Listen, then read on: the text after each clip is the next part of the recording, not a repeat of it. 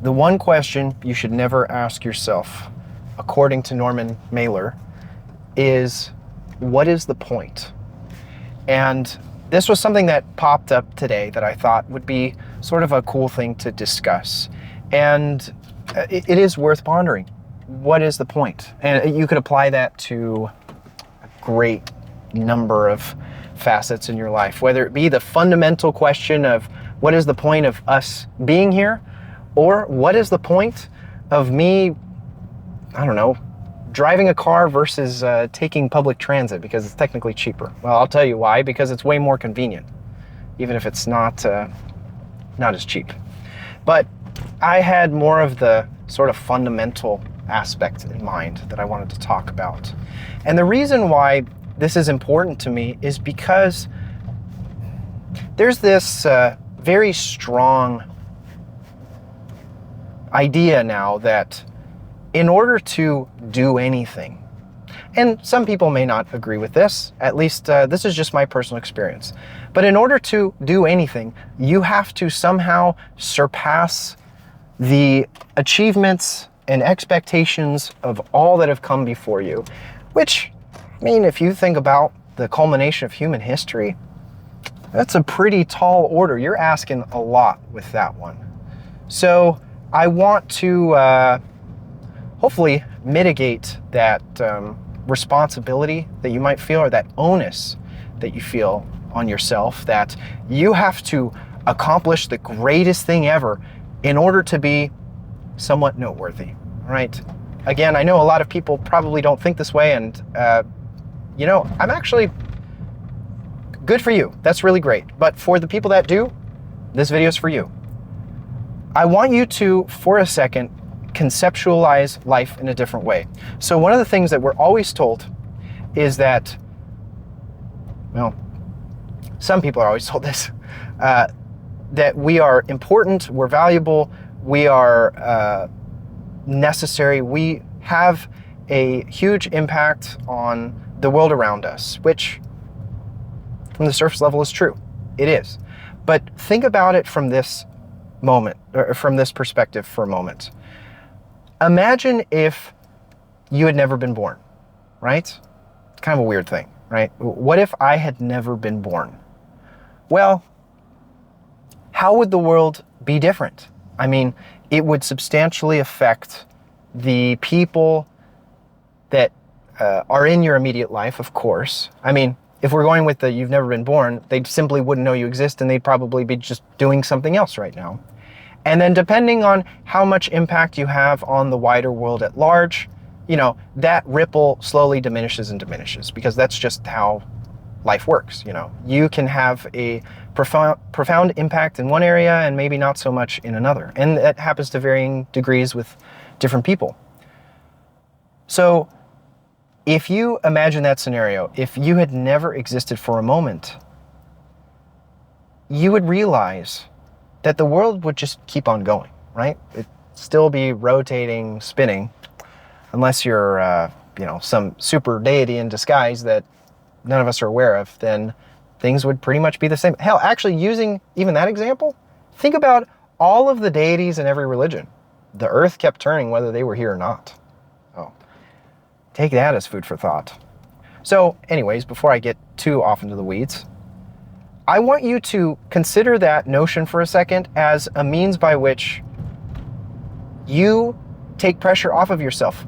Think about all the things that you could potentially do in your life, and imagine them as things that you get to do. You don't have to do any of it, right?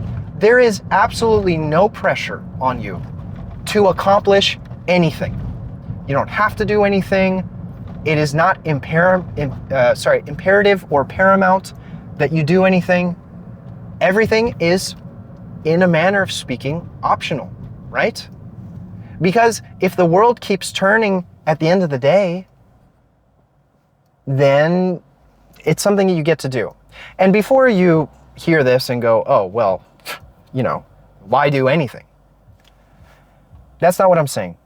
What I'm trying to illustrate is that all the things you get to do can be something that you are excited about. You can now start to realize that the impact of your actions are truly valuable and worthwhile.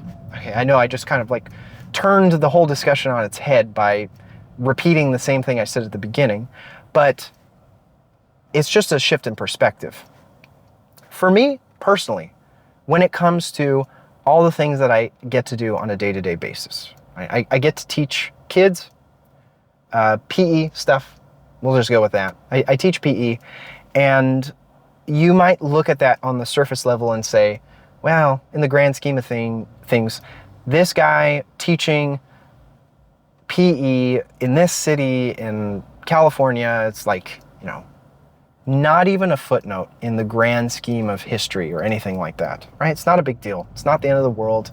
The kids may very well never remember that they even had that experience just because they're so little, right? But that is precisely the point. Instead of trying to change the world, because that's another thing too, with how our social platforms operate now.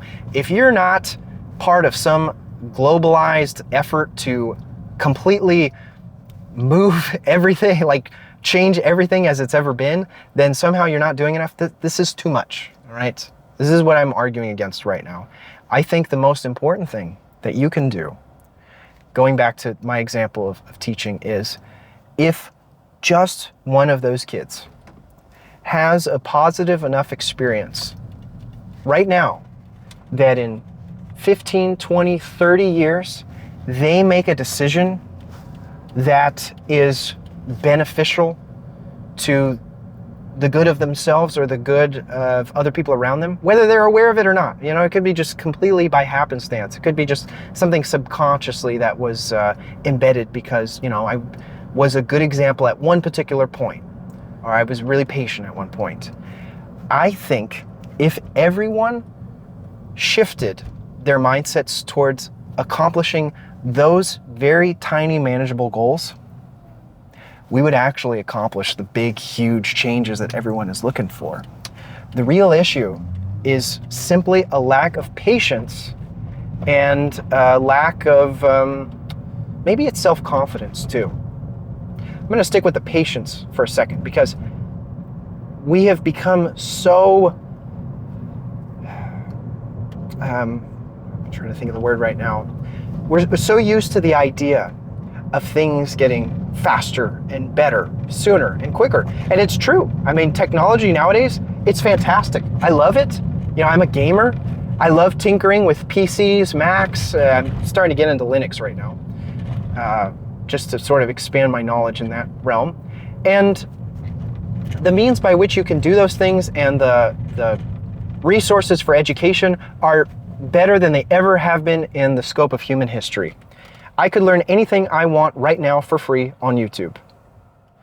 But with that comes a bit of an unrealistic expectation because at the end of the day, humans are still humans, and the changes that we go through as people haven't really sped up that much. Maybe in some instances they have, but in others they haven't. And so when you're unable to practice that skill of patience with any sort of change that you want, either for yourself or the people around you, or maybe on a bigger scale, then you're going to be very disappointed all the time.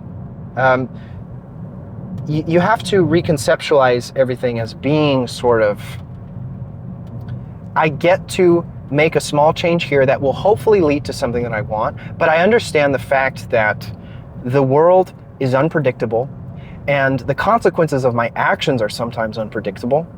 It doesn't lead to necessarily what I intend or hope for, and I have to be okay with that, right?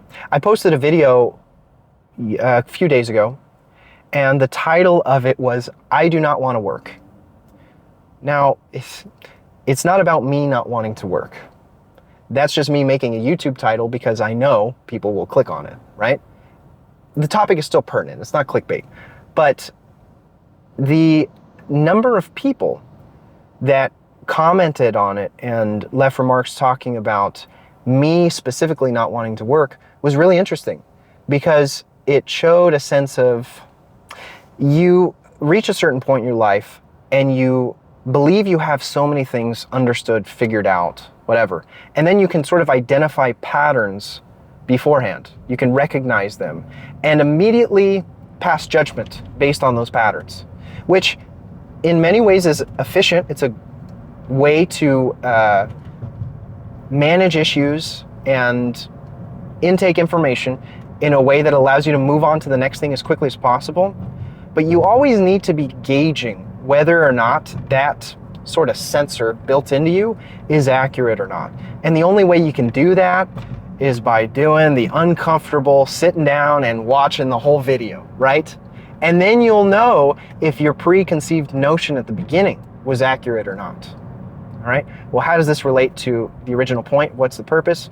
Well, so let's say 1,000 people watch my video and 90% of them misinterpret my point, or I'm not even going to say misinterpret it. I don't convey my point clearly, because that's another thing too. I think it's really important to take ownership of how people might react to something, you know, slightly. I mean, I can't be responsible for everyone watching a video that I post.